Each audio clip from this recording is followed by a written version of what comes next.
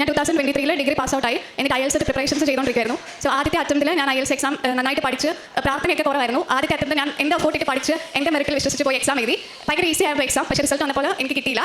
അപ്പം ഞാൻ മൊത്തത്തിൽ ഡൗൺ ആയി. പിന്നെ ഞാനൊരു സ്കൂളിൽ, ഞാൻ പഠിച്ചത് സൈക്കോളജി ആയിരുന്നു. ഞാനപ്പോൾ ഒരു സ്പെഷ്യൽ സ്കൂളിൽ സൈക്കോളജിസ്റ്റ് ആയിട്ട് വർക്ക് ചെയ്യാൻ കയറി. എന്നിട്ട് വീട്ടിൽ എന്നെ ഒന്നുകൂടെ എക്സാം നിനക്ക് കിട്ടും, പ്രാർത്ഥിച്ചിട്ട് എഴുതാനൊക്കെ പറഞ്ഞപ്പോൾ ഞാൻ മാതാവിനോട് പ്രാർത്ഥിച്ചു, നിൻ്റെ ഇഷ്ടം, ഞാൻ ഒന്നുകൂടെ എഴുതാനാണെങ്കിൽ നീ എനിക്ക് അടയാളം കാണിച്ചു തന്നു പറഞ്ഞു. അങ്ങനെ ഞാൻ രണ്ടാമത് ഉടമ്പടി കൊടുക്കുന്നതിന് മുന്നേ എനിക്ക് മാതാവിനെ സ്വപ്നത്തിൽ കാണുകയും അതിൻ്റെ തലേ ദിവസം കൃപാസനത്തിൻ്റെ അൾത്താര ഞാൻ സ്വപ്നം കാണുകയും ചെയ്തു. അപ്പോഴേ ഞാൻ വിശ്വസിച്ചു ഇത് മാതാവിൻ്റെ ആഗ്രഹമായിരിക്കും ഞാൻ രണ്ടാമത് എഴുതേണ്ടത്. അതുപോലെ അന്ന് ഉടമ്പടി പുതുക്കാൻ വന്നപ്പോൾ ഞാൻ ഒത്തിരി ആഗ്രഹിച്ചു എനിക്ക് മാതാവിനെ ഒന്ന് പിടിക്കാൻ കിട്ടണം. അപ്പോൾ ഞാൻ അവിടെ നിന്ന് എൻ്റെ കസിൻ ചേട്ടായി കൂടെ ഉണ്ടായിരുന്നു. ചേട്ടായിട്ട് ഞാൻ പറഞ്ഞു എനിക്ക് മാതാവിനെ പിടിക്കാൻ കിട്ടുമായിരുന്നു നന്നായിരുന്നു. അപ്പോൾ ഞാൻ ഇവിടെ വന്ന് പ്രാർത്ഥിച്ചുകൊണ്ട് നിന്നപ്പോഴത്തേക്കും അവിടുത്തെ ഒരു ചേച്ചി, ആ ചേച്ചിയോട് ആരോ എൻ്റെ വിളിക്കുന്ന പറഞ്ഞ രീതി വന്ന് എന്നെ ആ ചേച്ചി വന്ന് വിളിച്ചുകൊണ്ട് പോയി എൻ്റെ മാതാവിനെ തന്നു. അപ്പോൾ എൻ്റെ കണ്ണൊക്കെ നിറഞ്ഞ് വിശ്വസിച്ച് ഈ പ്രാവശ്യം ഞാൻ ഏതായാലും പാസ്സാകും.